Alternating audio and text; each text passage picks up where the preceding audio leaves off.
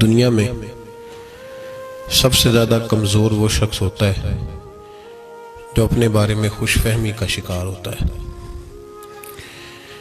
جس کو خوش فہمی ہو جاتی ہے کہ میں کچھ ہوں، کسی بھی لحاظ سے ہو، جو سمجھنے لگتا ہے کہ میں عالم ہوں، خوش فہمی ہو گئی، اس کی یہ خوش فہمی اسے مزید علم پڑھنے سے روک دیتی ہے۔ کچھ لوگ اس خوش فہمی کا شکار ہو جاتے ہیں کہ میں نیک ہوں، میں پرہیزگار ہوں، فلاں کوئی نماز نہیں پڑھتا، چلو میں کچھ نہ کچھ تو کرتا ہوں نا۔ اس آدمی کا یہ کام بھی اسے نیکی سے روکتا ہے، مزید پرہیزگاری کی طرف اس کا سفر نہیں ہو پاتا۔ یہ خوش فہمی بھی اس کا نقصان کرتی ہے۔ کچھ لوگ یہ سمجھتے ہیں کہ میرے اندر کوئی تکبر نہیں، عاجزی ہی عاجزی ہے، انکساری ہی انکساری ہے، میں بالکل ٹھیک ہوں، حالانکہ عاجزی کے جو پہلو ہونے چاہیے وہ اس کے اندر نہیں پائے جاتے، لیکن اس نے اپنے آپ کو کسی نہ کسی حوالے سے مطمئن کیا ہوا ہے، خوش فہمی کا شکار ہے۔ طریقت میں اور راہ سلوک میں خوش فہمیوں کا اور اپنے آپ کو کچھ سمجھ کے بیٹھ جانے کا کسی جگہ کوئی ذکر ہی نہیں ہے، کوئی گنجائش نہیں۔ مکمل عبادت کر کے، مکمل پرہیزگاری کر کے، ہر طرح کا تقوی اختیار کر کے بھی اللہ کے بندے کہتے ہیں کہ حق تو یہ ہے کہ حق ادا نہ ہوا، ساری ڈیوٹی کر کے۔ کیا تاریخ میں وہ لفظ کوئی امتی بھلا سکتا ہے کہ جب میرے نبی پاک سید عالم صلی اللہ تعالیٰ علیہ وسلم نے اتنی ڈیوٹی فرمائی کہ رب کریم نے فرمایا طٰہٰ ما انزلنا علیک القرآن لتشقیٰ، محبوب قرآن اس لیے نازل تو نہیں کیا تھا کہ آپ مشقت میں پڑ جائیں، آپ مشقت کرتے ہیں، جد و جہد کرنے لگ گئے آپ، تو اس لیے تو نہیں نازل کیا تھا کہ آپ مشقت میں پڑ جائیں۔ یہ گواہی قرآن پاک نے دی کہ میرے محبوب مشقت کی حد تک محنت کرتے ہیں، لیکن وہی محبوب پاک علیہ السلام میدان عرفات میں اپنے صحابہ سے پوچھتے ہیں بتاؤ میں نے اللہ کا پیغام تم تک پہنچا دیا ہے؟ ایک طرف دلیل قطعی موجود ہے کہ محبوب مشقت کی حد تک محنت کی، اور دوسری جانب رسول پاک علیہ السلام فرماتے ہیں بتاؤ میں نے پیغام حق تمہیں دے دیا ہے؟ تو صحابہ کرام علیہم رضوان عرض کرتے ہیں حضور آپ نے کمال کر دی اللہ کا پیغام پہنچانے۔ تو محبوب علیہ السلام نے جب صحابہ کا یہ جواب سنا تو پھر کہا اے اللہ تو گواہ ہو جا تیرے بندے کیا فرما رہے۔ بھائی خوش فہمیاں لے ڈوبی ہیں ہمیں، ہر آدمی کسی نہ کسی جگہ خوش فہمی کا شکار ہے۔ اوہ جی دیکھو جی میں بڑا نیک ہوں، میں پرہیزگار ہوں، میرے اندر بڑا خوف خدا ہے، فلانا بندہ تو اللہ سے ڈرتا ہی نہیں۔ خوف خدا کسی کی تقریر سن کے دعا سبحانے کا نام ہے، خوف خدا استغفار کی تسبیح نکالنے کا نام ہے، خوف خدا وجود کے رونگٹے کھڑے ہو جانے کا نام ہے، یا خوف خدا تیرے لب و لہجے سے، تیری تقریر سے، تیری واضح و نصیحت سے چھلکے گا۔ خوف خدا کا تو معنی یہ ہے کہ لقمہ حرام کبھی تیرے منہ کے قریب نہ جائے، پھر تیرے اندر خوف خدا ہے۔ خوف خدا تو یہ ہے کہ کسی شخص کو ذرا سی تیری وجود سے تکلیف پہنچ جائے تو تو بے چین ہو جائے، یہ خوف خدا۔ خوف خدا تو یہ ہے کہ تو ایک منٹ کے لیے بھی، ایک لمحے کے لیے بھی گناہ کی سوچ آئے تو تو ڈرے کہ میرا رب کہیں ناراض نہ ہو جائے۔ خوف خدا تو یہ دو جملے پکار لینا، کہنا میں رو پڑا تھا، میں بڑا اللہ سے ڈرتا ہوں۔ بھائی ہم تو اللہ سے ڈرتے ہیں، اللہ سے ڈرنے کا نام تو یہ ہے کہ تیری تنہائیاں بھی صاف ستھری ہو جائیں، تو اکیلے میں بھی سوال ہی نہیں پیدا ہوتا بندہ اللہ سے ڈرتا ہو۔ اور پھر وہ حضرت سیدنا عثمان غنی رضی اللہ تعالیٰ عنہ اکیلے تنہائی میں اپنے واش روم کے اندر غسل کرتے تھے تو پھر بھی کپڑے پہن کے۔ تو ایک شخص نے کہا حضور اندر تو جائز ہے، بہت سارے لوگ بغیر کپڑوں کے غسل کرتے ہیں، تو آپ نہاتے وقت بھی کپڑے استعمال کرتے ہیں؟ تو فرمانے لگے جب میں باہر ہوتا ہوں تو بندوں سے شرماتا ہوں، اندر جاتا ہوں تو رب سے شرم آنے لگتی ہے۔ ہمارے ہاں لوگ خوش فہمی کا شکار، میرے جیسے بہت سارے لوگ اس خوش فہمی کا شکار ہیں کہ ہم بہت بڑے نوکر ہیں نبی پاک صلی اللہ علیہ وسلم کے دین، صبح سے شام تک ہم اللہ اور اس کے رسول کا پیغام دیتے ہیں، ہم بڑے سفر کرتے ہیں، بڑی جد و جہد کرتے ہیں، ہم بڑا کچھ کرتے ہیں، ہم بڑے محنتی ہیں، ہم نے بڑا کردار ادا کیا۔ بھائی بڑی جلدی تو خوش فہمی کا شکار ہو گیا ہے. یہ رسول اللہ کی غلامی ہے صلی اللہ علیہ وسلم، یہ نبی پاک کی غلامی ہے. اس کے اندر تو جان ہتھیلی پہ رکھ کے تو نذرانہ بھی پیش کر دے تو پھر بھی مصطفیٰ کی غلامی کا حق ادا نہیں ہوتا. اور یہاں تھوڑا سا کام کر کے 2-4 ڈیوٹیاں دے کے لوگ خوش فہمی کا شکار ہو جاتے ہیں. مجھے حضور سے بڑی محبت ہے، میں جب نعت سنتا ہوں تو مدینہ مجھے یاد آتا ہے، میری آنکھوں سے آنسو رواں ہوتے ہیں. خوش فہمی ہے. محبت رسول صلی اللہ علیہ وسلم جن لوگوں کے پاس تھی ان کے زاویہ نگاہ کچھ اور طرح کا تھا، ان کا طرز زندگی کچھ اور طرح کا تھا. حضرت ابو بکر صدیق رضی اللہ تعالیٰ عنہ کے وصال کا وقت آیا تو حضرت عائشہ صدیقہ سے فرمانے لگے، بیٹی جس دن نبی پاک علیہ السلام کا وصال ہوا حضور نے کپڑے کس طرح کے پہنے تھے؟ عرض کی حضور ابا جی اسی طرح کے جس طرح کے آپ نے پہنے ہوئے. کہا حضور کس طرح لیٹے تھے؟ کہا اسی طرح جس طرح آپ لیٹے. کہا نبی پاک صلی اللہ تعالیٰ علیہ وسلم کے وصال کے دن کون سا تھا؟ کہا وہی دن ہے جو آج گزر رہا ہے. حضرت عائشہ رو پڑی اور کہنے لگی آپ یہ کیوں پوچھ رہے ہیں؟ فرمانے لگے زندگی حضور کے طریقے کے مطابق گزارنے کی کوشش کی ہے، دل کرتا ہے دنیا سے بھی اسی طریقے سے جاؤں جو میرے نبی کا پسندیدہ طریقہ ہے. تو معیار تو بناؤ نا یار. اتنی خوش فہمی. میں بڑا عاجز ہوں، میرے اندر بڑی عاجزی ہے. اگر ایک بندہ بھی تجھے اپنے سے کم تر نظر آتا ہے تو تیرے اندر عاجزی نہیں.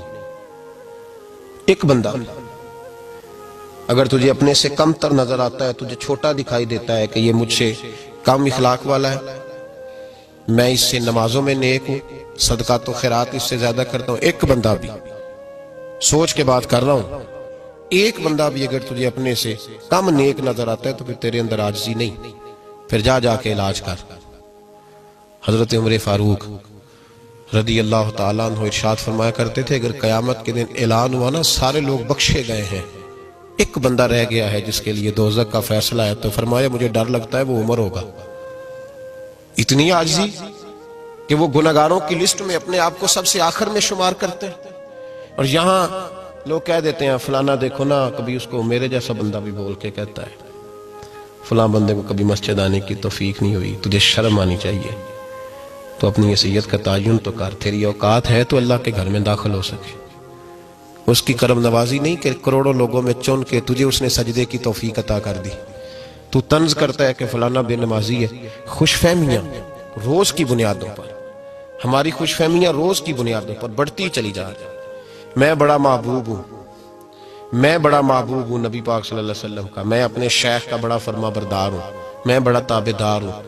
کبھی کسی کو بھیج کے تنہائیوں میں پتہ تو کرا کہ تو تابعداری کرتا ہے کہ وہ تیرا خیال زیادہ کرتا ہے. کبھی پتہ تو کرا. تو خوش فہمی کا شکار ہو گیا ہے. رنگ گورا ہے اس لیے تو زیادہ محبوب ہے، تیری آنکھوں میں روشنی زیادہ ہے اس لیے تجھ سے پیار کیا جائے. تو خوش فہمی کا شکار ہے. وہ کسی نے کہا تھا کسی شخص سے کہ لگتا ہے تیرا محبوب تجھ سے بڑا محبت کرتا ہے، تو اس نے کہا نہیں میرا کمال کوئی نہیں، یہ تو ان کا کرم ہے کہ رخ ان کا ادھر ہے. تو اس کی بندہ نوازی ہے کہ وہ کبھی توجہ سے دیکھ لیتا ہے. ہیرا سے بولے تے وہ دی مہربانی تے رانجے تے لاڈ لڈاونے.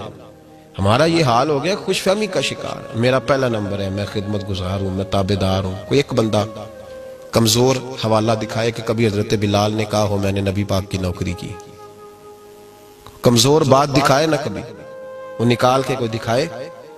سارا زمانہ کہتا ہے نا امام حسین نے اپنے بچے کٹوا دیے، تو کوئی امام حسین کا بھی کوئی قول لے کے آئے نا کہ میں نے اپنے نانا کے دین کے لیے بڑا کچھ کیا. کوئی قول لے کے آئے. بھائی خوش فہمی خوش فہمی خوش فہمی خوش فہمی. میں کچھ کرتا ہوں، میں نے اتنا کچھ کیا، میں بڑی ڈیوٹی کرتا ہوں، تیری خوش فہمی ہے. اور خوش فہمی والے لوگ جو ہوتے ہیں وہ خوابوں کی دنیا میں زندہ ہوتے ہیں، وہ حقیقت پسند نہیں ہوتے. خوش فہمی سے باہر آ، اپنے آپ کو اکیلے میدان میں کھڑا کر کے بتا، پھر اپنی حیثیت کا تعین کر. خوش فہمیاں اور چیز ہوتی ہیں، خوش فہمیاں اور چیز ہوتی ہیں اور حقیقتیں اور چیز ہوتی ہیں. کچھ لوگوں کے پاس روپیہ پیسہ مال اور دولت ہے تو وہ سمجھتے ہیں کہ میرا بڑا نام ہے، میرا بڑا عروج ہے. اپنے آپ کو دولت سے علیحدہ کر کے ایک تنہائی میں کھڑا کر اپنے آپ کو، پھر اپنی قیمت لگا، پھر تجھے پتا چلے تیری حیثیت معاشرے میں کیا ہے. کچھ لوگوں کے نام کے ساتھ ان کی کرسی لگی ہوتی ہے تو وہ کہتے ہیں میرا بڑا مقام ہے. اس کرسی سے اٹھ کے ذرا سائیڈ پہ ہو نا، تجھے تیرے ملک کا پتا چلے کتنا ہے. خوش فہمیوں کا لوگ شکار ہے. ہماری نسبتیں ہمیں بچاتی ہیں. بنا ہے شاہ کا مصاحب تو پھرے ہے اتراتا، مگر نہ شہر میں غالب کی آبرو کیا ہے. یہ تو اس کے ساتھ لگ گیا ہے تو اتراتا پھرتا ہے. ذرا سائیڈ پہ ہو، تجھے پتہ چلے تیری حیثیت کتنی ہے، تجھے پتہ چلے تیری اوقات کیا ہے. ہم خوش فہمی کا شکار ہیں. اللہ قرآن مجید میں فرماتے ہیں نماز پڑھنے آنے والے نمازی بھی کئی دفعہ برباد ہو جاتے ہیں. فویل للمصلی، بربادی ہے نمازیوں کے لیے. اللہ نمازی کے لیے فرمایا الذین ہم عن صلاتہم ساہون، یہ وہ لوگ ہیں جو اپنی نمازوں کو ہی بھول گئے. الذین ہم یراؤن، سجدہ میرے آگے کرتے ہیں، دکھاتے بندوں کو ہیں.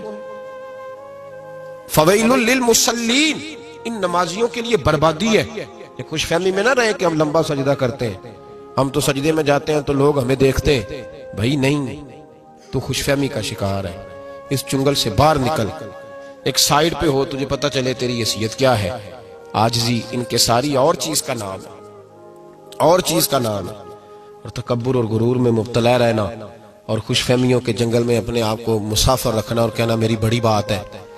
نبی پاک صلی اللہ علیہ وسلم سے جو کچھ روایات مروی ہیں اس میں ایک روایت ایسی بھی ملتی ہے کہ قیامت کے دن ایک شخص کو کھڑا کیا جائے گا جس نے 500 سال جنگل میں بیٹھ کے اللہ کی عبادت کی. 5 سال نہیں کہے میں نے، 500 سال. تو صبح قیامت رب کریم فرمائے گا فرشتوں اسے میرے کرم سے جنت میں لے جاؤ. تو بندہ عرض کرے گا مولا میں نے عبادت ہی بڑی کی ہے، 500 سال تو میں لگا رہا ہوں، ابھی بھی کرم ہے. فرمایا ہاں تو میرے کرم سے ہی جائے گا. جنگل میں عبادت کا مطلب سمجھتے ہیں آپ؟ یعنی اس نے گھر نہیں بنایا، شادی نہیں کی، اس طرح کی عبادت نہیں کہ ساری دنیا داری کر کے نماز پڑھنا، وہ والی نہیں. یعنی 500 سال عبادت کی جنگل میں، دنیا سے کٹ کے کی، لوگوں سے علیحدہ ہو کے کی. اس نے گھر نہیں بنایا، بچے نہیں پیدا کیے، اس نے دنیا داری نہیں کی، کچھ نہیں کمایا، صرف عبادت میں رہا 500 سال. رب کریم نے فرمایا میرے فضل سے جنت دے دو. کہنے لگا اللہ میں نے تو زندگی کی کوئی خوشی نبھائی نہیں، دنیا داری کا کوئی ذائقہ میں نے چکھا ہی نہیں، اور ابھی بھی فضل سے جنت. اللہ فرمائے گا چلو تجھے تیرے عمل سے دے دیتے. فرمایا اس کی 500 سال کی عبادت رکھو ترازو کے ایک پلڑے میں، اور میں نے اسے جو 2 آنکھوں کی نعمت دی ہے اس میں سے 1 آنکھ کی نعمت رکھو ترازو کے دوسرے پلڑے میں. اب تولو کہ میری ایک نعمت کا بھی شکر ادا کیا کہ نہیں کیا. اب جب وہ 2 نعمتیں تلنے لگیں تو 500 سال کی عبادت ایک طرف رہ گئی. دونوں آنکھوں نہیں، 1 آنکھ کی نعمت کا اجر ایک طرف رہ گیا. تو رب کریم نے فرمایا 500 سال میں تو میری ایک نعمت کا شکر ادا نہیں کر سکا. تو عبادت تو آگے کی بات تھی، پکڑو اب اس کو اور میرے عدل سے جہنم میں داخل کر دو. اٹھاؤ تو رو پڑا، کہنے لگا خدایا معاف کر دے، تو مجھے اپنے فضل سے ہی جنت عطا فرما. اسی لیے تو میاں صاحب نے کہا تھا عدل کرے تھے تھر تھر کمبن، معمولی والا راشا نہیں، تھر تھر کمبن اٹھیاں شانہ. بہت سارے میری طرح کے جبہ و دستار میں لوگ ہیں، ڈر آتا ہے کہ پتہ نہیں صبح قیامت پردے کھلیں گے تو بیچ میں سے کیا نکلے گا. عدل کریں تے تھر تھر کمبن اچیاں شانہ والے، تیجے فضل کریں تے بخش جاون میرے جے منہ کالے. بھائی خوش فہمی کے چنگل سے باہر آئے.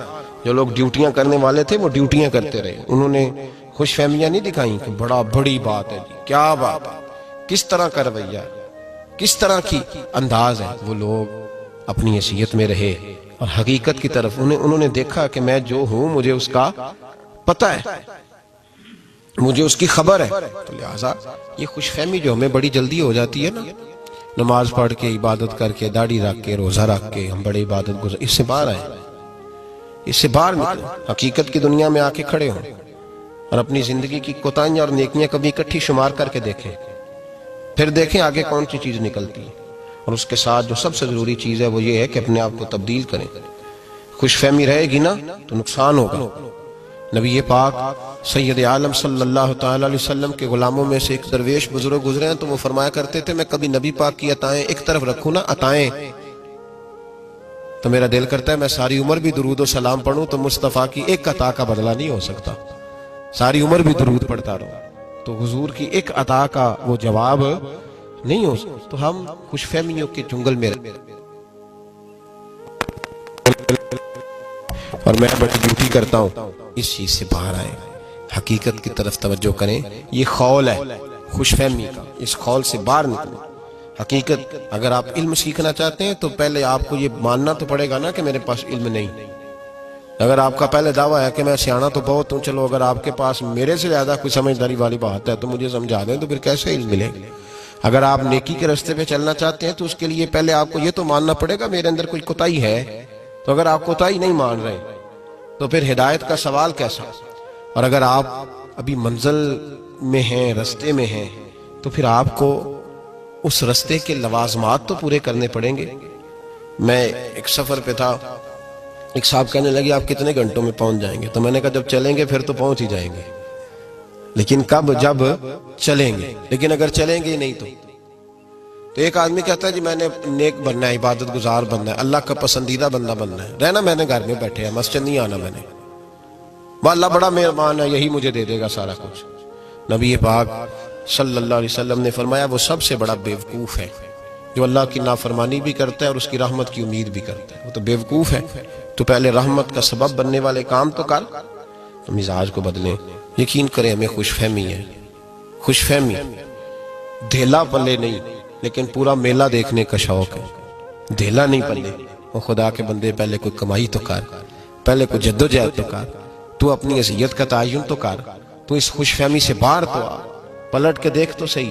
حضرت سیدنا ابو علی ہیٹھی علیہ رحمہ شیخ غوث اعظم رضی اللہ تعالیٰ عنہ کے خلیفہ تھے، تو وہ کہا کرتے تھے صبح سے شام تک شمار تو کر لو نیکیاں کتنی اور گناہ کتنے، چلو برابر برابر ہی کر کے دیکھو تو صحیح کہ آج صبح 6 بجے اٹھے تھے سو کر، تو جب رات کو دوبارہ 11 بجے سونے لگے تو تعین تو کرو کتنے کام ہیں جو صرف اللہ کی رضا کے لیے کیے، کتنے کام ہیں جو آخرت اور قبر اور حشر کی تیاری کے لیے کیے۔ خوش فہمی سے باہر ہے۔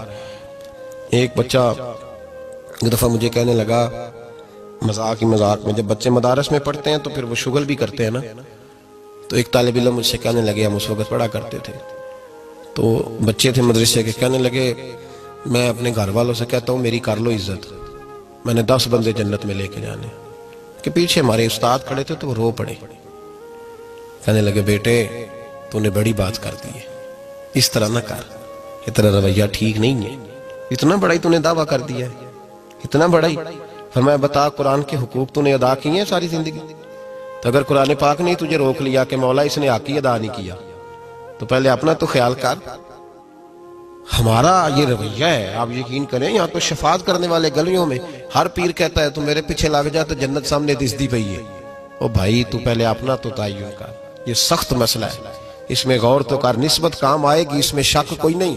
میرے نبی پاک علیہ السلام نے فرمایا علماء بھی شفاعت کریں گے، صلحاء بھی کریں گے، شہید بھی کریں گے، حافظ بھی کریں گے، حاجی بھی کریں گے، بات صحیح ہے، لیکن شفاعت کرنے والا اگر خوش فہمی کا شکار ہو جائے، وہ ذاتی طور پر خوش فہمی کا شکار ہو جائے، تو اس کو شریعت اس کی اجازت نہیں دیتی۔ اس کے لیے حکم یہ ہے کہ وہ تھوڑا سا ٹھہرے، خوش فہمی سے باہر آئے۔ ایسا نہ ہو کہ جو سرخاب کے پار ہم اپنے آپ کو لگے ہوئے سمجھ رہے ہیں وہ کہیں کٹنے شروع ہو جائیں، ہم سے باہر نکلے، حقیقت کی دنیا میں آئے۔ بنا ہے شاہ کا مصاحب تو پھرے ہے اتراتا، وگرنہ شہر میں غالب کی آبرو کیا ہے۔ اس لیے یہ دیکھیں، اس طرف ضرور توجہ کریں کہ کہیں ہم خوش فہمی کے چنگل میں تو نہیں ہیں۔ میرے رسول پاک سید عالم صلی اللہ علیہ وسلم نے ہمیں حقیقتوں کا سفر کرایا ہے، حقیقتوں کا۔ حقیقتیں اس وقت سمجھ میں آتی ہیں جب انسان تھوڑا پردہ کھول کے دیکھتا ہے، باہر دیکھتا ہے تو پھر اسے پتہ، جو گاڑی کے شیشے بند رکھے اسے کیا پتا ہوا کتنی تیز چل رہی ہے، ٹھنڈی ہے کہ گرم ہے، کھلیں گے تو پتہ چلے گا باہر کا ماحول کتنا ہے۔ تو آگے سے شیشہ اتاریں اور حقیقت کی طرف سفر کریں۔ اللہ سمجھنے کی توفیق عطا فرمائے۔